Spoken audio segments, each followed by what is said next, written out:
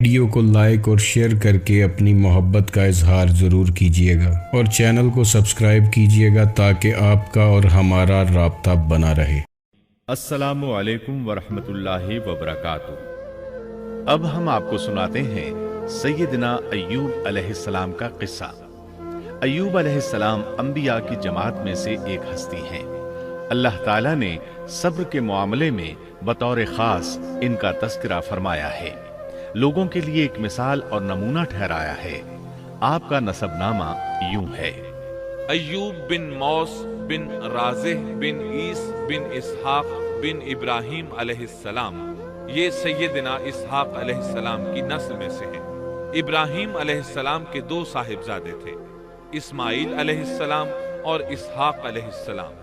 ان کے بعد سب کے سب انبیاء کرام اسحاق علیہ السلام کی نسل سے تھے، سوائے نبی کریم صلی اللہ علیہ وسلم کے۔ آپ اکیلے سیدنا اسماعیل علیہ السلام کی نسل سے ہیں۔ اسحاق علیہ السلام کے بیٹے ہیں یعقوب علیہ السلام۔ انہی یعقوب علیہ السلام کو اسرائیل بھی کہا جاتا ہے۔ اسی نسبت سے بنی اسرائیل کا مطلب ہے یعقوب علیہ السلام کی آل اولاد۔ یعقوب علیہ السلام کے 12 بیٹے تھے۔ ان کے بیٹوں کو اسباط بھی کہتے ہیں۔ ان کا تذکرہ قرآن میں بھی آتا ہے۔ اب سوال یہ ہے کہ جن اسباط کا تذکرہ قرآن مجید میں انبیاء کرام علیہم السلام کے ساتھ کیا گیا ہے، کیا وہ یعقوب علیہ السلام کے بیٹے تھے یا ان بیٹوں کی اولاد میں سے تھے؟ اکثر علماء کرام نے یہ اشارہ دیا ہے کہ اسباط لفظ سے جن انبیاء کرام علیہم السلام کی طرف اشارہ کیا گیا ہے وہ یعقوب علیہ السلام کے بیٹے نہیں ہیں، اس لیے کہ انہوں نے تو یوسف علیہ السلام کے قتل کی کوشش کی تھی، اپنے والد سے جھوٹ بولا تھا، ایسے اور بھی غلط کام کیے تھے، تو ان حرکات کے کرنے والے انبیاء نہیں ہو سکتے، جبکہ اسباط سے مراد وہ انبیاء کرام ہوں گے جو ان بیٹوں کی نسل سے آئے ہوں گے۔ بنی اسرائیل کے 12 قبیلے تھے اور قبیلے کو سبط بھی کہتے ہیں، اس لیے انہیں اسباط بھی کہا جاتا ہے، یعنی بنی اسرائیل ان قبیلوں میں تقسیم ہو گئے۔ اسی طرح سیدنا ایوب علیہ السلام سیدنا اسحاق علیہ السلام کی اولاد میں سے ہوئے۔ سورہ انعام آیت 84 میں اللہ فرماتے ہیں: اور اس کی اولاد میں سے داؤد اور سلیمان اور ایوب اور یوسف اور موسیٰ اور ہارون۔ تو یہ سب کے سب سیدنا ابراہیم علیہ السلام کی نسل سے تھے۔ ایوب علیہ السلام بھی اللہ تعالیٰ کے نبی اور رسول تھے۔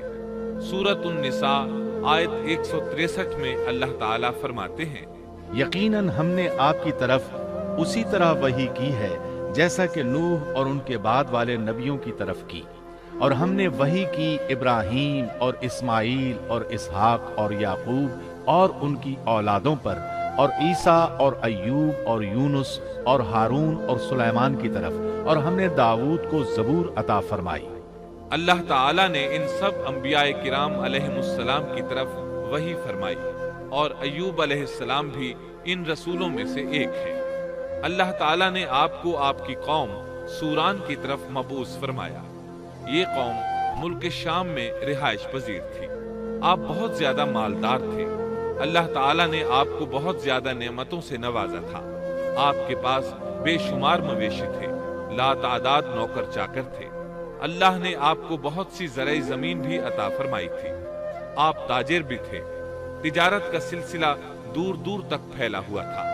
اللہ تعالیٰ نے آپ کو کثیر اولاد بھی عطا فرمائی تھی۔ آپ کے ہاں 7 بیٹے اور 7 بیٹیاں تھیں۔ آپ خود بھی صحت مند اور طاقتور تھے۔ آپ کے اصحاب کی تعداد بھی کافی تھی۔ گویا اللہ تعالیٰ نے آپ کو گوناگون نعمتوں سے نوازا تھا۔ آپ روئے زمین پر نعمتوں سے مالا مال شخص تھے۔ اللہ تعالیٰ نے آپ کو آزمانا چاہا تاکہ بعد میں آنے والے لوگوں کے لیے آپ صبر کی مثال بن جائیں۔ آخر صبر کا مرحلہ شروع ہو گیا۔ آپ کا سب مال و متاع ہلاک ہو گیا، یہاں تک کہ آپ فقیر ہو گئے۔ آپ کی زندگی ہی میں آپ کی ساری اولاد اللہ کو پیاری ہو گئی۔ کسی کا ایک بیٹا بھی فوت ہو جائے تو وہ کتنا غمگین ہوتا ہے، متاثر ہوتا ہے۔ سیدنا یعقوب علیہ السلام پر غم کس طرح طاری ہوا، یہاں تک کہ آپ کی آنکھوں کی بینائی تک جاتی رہی۔ مارے غم کے وہ گھل گئے تھے۔ जबकि उनका कोई बेटा फौत नहीं हुआ था, और इधर 7 बेटे और 7 बेटियां फौत हो गए। यही नहीं, तमाम माल मवेशी हलाक हो गए। मामला इस पर भी खत्म नहीं हुआ, आप शदीद मरज में मुब्तला हो गए।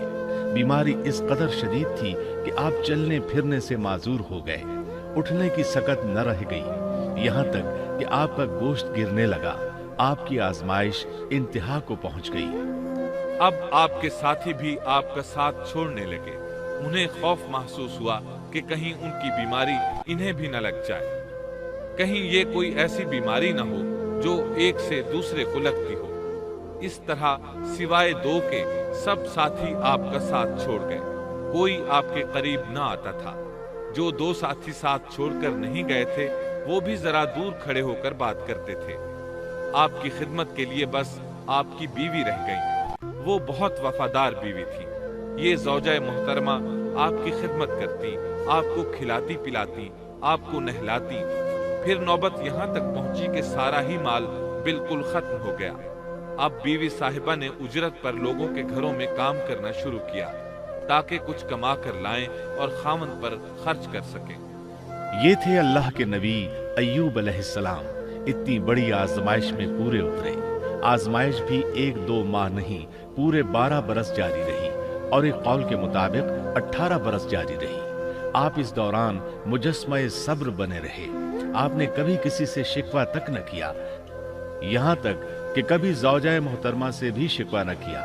साल हा साल इसी हालत पर गुजर गए। एक बार आपकी बीवी ने अर्ज करने की जरा हिम्मत की और कहा, आप अल्लाह के रसूल हैं, अगर अल्लाह के हुजूर दुआ करें तो वो आपकी बीमारी को खत्म फरमा देंगे, आपकी हालत को बदल देंगे। बीवी साहिबा के ये कहने के बावजूद आपने बीमारी के खत्म होने की दुआ न की, न ये कहा या अल्लाह मुझे रिस्क की फरावानी अता फरमा। बस रिज़ाए इलाही पर राजी रहे, तकदीर इलाही पर खुश रहे। आपने बीवी से फरमाया, जरा बताओ तो हम कितना अरसा खुशहाली और फरावानी में रहे हैं, कितना अरसा हम नाजो नेमत में रहे हैं। उन्होंने जवाब दिया, 80 साल। ये सुनकर आपने फरमाया, मुझे अल्लाह ताला से दुआ करते हया आती है। जितना अरसा खुशहाली में रहा, उतना अरसा बीमारी और तंगदस्ती में नहीं गुजरा। इसलिए मैं अभी ये दुआ नहीं करूंगा कि वो मुझे शिफा अता कर दे या मेरी इस हालत को बदल दे, वाफिर रिज्क अता करे, जब तक मुझ पर 80 साल न गुजर जाए। जिस तरह मैं 80 साल नाजो नेमत की बहारें देखता रहा, इसी तरह 80 साल तक मैं इसी हालत पर सब्र का दामन थामे रहूंगा, तंदुरुस्ती का सवाल नहीं करूंगा। आपके इस जवाब पर बीवी साहिबा मायूस हो गईं, इसलिए कि उन्हें तो बीमारी के खत्म होने की और अच्छे दिनों के दोबारा आने की उम्मीद थी। आपकी बात सुनकर वो बोली, तब ये आजमाइश की घड़ी कब खत्म होगी? चूंकि इस बात से अल्लाह ताला की नाशुक्री होती थी, इसलिए अय्यूब अलैहिस्सलाम नाराज हो गए। उन्होंने अल्लाह के नाम की कसम खाई कि अगर अल्लाह ताला ने मुझे शिफा अता फरमाई तो मैं उन्हें 100 कोड़े मारूंगा। दूसरी तरफ नौबत यहाँ तक पहुंची कि लोगों ने आपकी बीवी साहिबा को काम देने से इनकार करना शुरू कर दिया। उनका ख्याल था कहीं इनके शौहर की बीमारी उन्हें भी न लग जाए।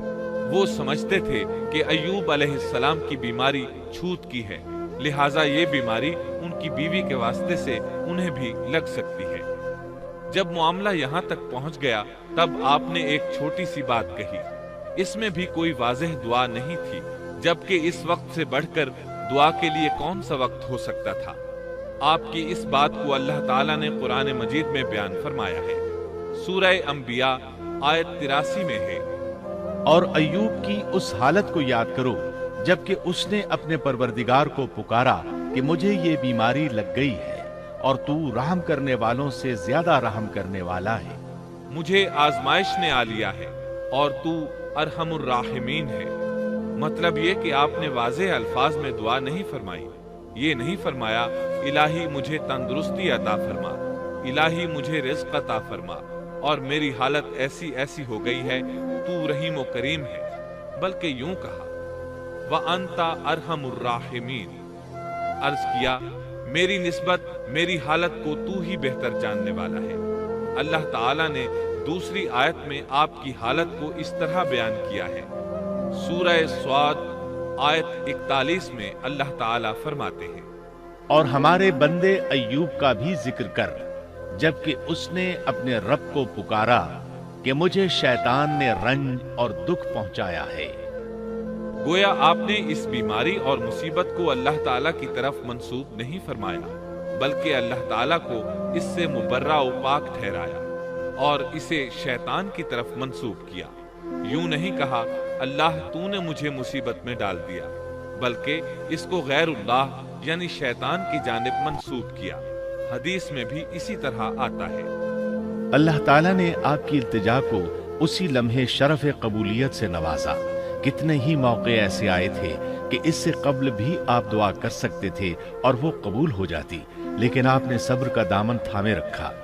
इसीलिए मुद्दतों से ज़रबुल मसल चली आ रही है, सब्र अय्यूब। जब आपने अपने परवरदिगार से इस अंदाज में दुआ मांगी तो अल्लाह ताला ने उनसे आजमाइश खत्म कर दी। अल्लाह ताला सूरह साद आयत 42 में फरमाते हैं, अपना पांव मारो, ये नहाने और पीने के लिए ठंडा पानी है। जब उन्होंने पांव जमीन पर मारा तो पानी का चश्मा जारी हो गया। उलमाए किराम कहते हैं, जब उन्होंने इस पानी से गुस्ल किया तो जिस्म के बैरूनी हिस्से से बीमारी खत्म हो गई, और जो ही पानी पिया जिस्म के अंदरूनी हिस्से की बीमारी खत्म हो गई। और ये अल्लाह अज़्ज़ा व जल का अजीम एहसान है। फिर से बिल्कुल तंदुरुस्त बन गए, उनकी सेहत व तवानाई लौट आई, ऐसे सेहतमंद हो गए जैसे पहले कभी हुआ करते थे। उनकी ज़ौजा मोहतरमा बाहर से घर आई तो बिल्कुल न पहचान सकी। उनसे पूछने लगी, क्या आपने अल्लाह के नबी मेरे खामन यानी मरज में मुब्तला शख्स को देखा है? अल्लाह की कसम, जब मेरे खावन सेहतमंद थे तो बिल्कुल आप जैसे थे। मैंने आपसे बढ़कर उनसे मिलता जुलता आदमी आज तक नहीं देखा। इस पर अय्यूब अलैहिस्सलाम बोले, क्या तुमने मुझे पहचाना नहीं? उन्होंने हैरान होकर पूछा, आप कौन हैं? तब वो बोले, मैं अय्यूब हूँ। वो बोली, सुभान अल्लाह, इसका मतलब है बीमारी खत्म हो गई, अल्लाह ताला का एहसान हो गया। इसके बाद अल्लाह ताला ने उन्हें आहलो अयाल की नेमतें भी लौटा दी, उनके मवेशी भी उन्हें वापस मिल गए। सैयदना इब्ने अब्बास रज़ी अल्लाह अन्हुमा फरमाते हैं, अल्लाह ताला ने सिर्फ उन्हें ही अपने फजलो करम से नहीं नवाजा, बल्कि उनके साथ उनकी आहलिया को भी अपने खास फजलो करम से नवाजा, इसलिए कि उन्होंने भी इस अजीम आजमाइश में सब्र किया था, अजीम सब्र का मुजाहिरा किया था। अल्लाह ताला ने उनकी जवानी को भी लौटा दिया। उनसे सैयदना अय्यूब अलैहिस्सलाम के यहाँ 26 बेटे बेटियां पैदा हुए। ये रिवायत भी मिलती है कि 26 बेटे ही बेटे थे, बेटियां इसके अलावा थी। अल्लाह ताला सूरह अंबिया आयत 84 में फरमाते हैं, हमने उसको अहलो अयाल अता फरमाए, बल्कि उनके साथ वैसे ही और अपनी खास मेहरबानी से, ताकि सच्चे बंदों के लिए सबब नसीहत हो। मतलब ये कि उनकी जवानी वापस कर दी, मालो दौलत लौटा दिया, और ये चीजें उन्हें फौरन वापस कर दी थी। जिस्मानी सेहत भी वापस फरमाई और दुनियावी दौलत भी वापस कर दी। इमाम बुखारी, इमाम अहमद और दीगर मुहद्दिसीन नबी करीम सल्लल्लाहु अलैहि वसल्लम से रिवायत बयान करते हैं कि नबी करीम सल्लल्लाहु अलैहि वसल्लम ने फरमाया, जब सैयदना अय्यूब अलैहिस्सलाम गुस्ल फरमा रहे थे तो इन पर टिड्डियों की मूसलाधार बारिश होने लगी। ये टिड्डियां क्या थीं? वो सोने की टिड्डियां थीं। अल्लाह ताला उनको गुस्ल के दौरान ही उतारने लगे। अय्यूब अलैहिस्सलाम ने उनको कपड़े में जमा करना शुरू किया। इस पर अल्लाह ताला ने फरमाया, ए अय्यूब, क्या मैंने तुझे मालदार नहीं बना दिया? इस नए नाजिल होने वाले माल से बेपरवाह नहीं बना दिया? अय्यूब अलैहिस्सलाम ने अर्ज किया, जी हाँ मेरे परवरदिगार, लेकिन मैं आपकी रहमत और बरकत से तो बेपरवाह नहीं हो सकता। उनका मालो दौलत सब वापस मिल गया, अहलो इयाल भी मिल गए, सेहत भी पलट आई। ये सब अल्लाह के खास फजलो करम से था और उस अजीम सब्र के सिले में था जो उन्होंने किया था। अल्लाह ताला ने उनकी अहलिया मोहतरमा पर भी नरमी फरमाई, जैसा कि सूरह साद आयत 44 में फरमाते हैं, और अपने हाथ में तिनकों की एक झाड़ू पकड़ो। बिल्कुल बारीक तिनकों की एक झाड़ू लो, उसमें 100 तिनके हों, उनको इकट्ठा कर लो اس کے بعد فرمایا جھاڑو سے اسے مار اور قسم کے خلاف نہ کر۔ مطلب یہ کہ ایوب علیہ السلام نے اپنی بیوی کو 100 کوڑے مارنے کی قسم کھائی تھی۔ اللہ نے یہ تدبیر سمجھائی کہ 100 تنکوں کا جھاڑو لے کر ایک بار انہیں مارو اور قسم پوری کرو، قسم کی خلاف ورزی نہ کرو، اس طرح آپ کی قسم بھی پوری ہو جائے گی اور بیوی کو بھی تکلیف نہیں پہنچے گی۔ تو اس طرح اللہ تعالیٰ نے ان کی زوجہ محترمہ پر خاص مہربانی فرمائی۔ اللہ سورہ انبیاء آیت 83 اور 84 میں فرماتے ہیں، ایوب کی اس حالت کو یاد کرو جبکہ اس نے اپنے پروردگار کو پکارا کہ مجھے یہ بیماری لگ گئی ہے اور تو رحم کرنے والوں سے زیادہ رحم کرنے والا ہے۔ تو ہم نے ان کی سن لی اور جو دکھ انہیں تھا اسے دور کر دیا اور انہیں اہل و عیال عطا کر دیے، بلکہ ان کے ساتھ اپنی مہربانی سے ویسے ہی اور عطا کر دیے تاکہ سچے بندوں کے لیے نصیحت کا سبب ہو۔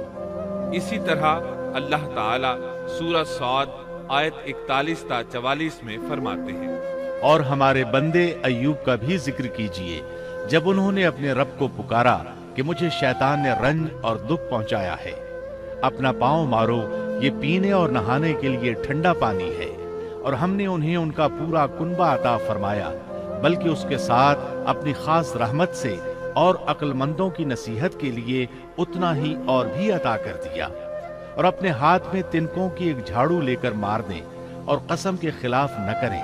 سچ تو یہ ہے کہ ہم نے اسے بڑا صابر بندہ پایا، وہ بہت نیک تھے اور بہت ہی رغبت رکھنے والے تھے۔ یہ ذکر تھا سیدنا ایوب علیہ السلام کا جو اختتام کو پہنچا۔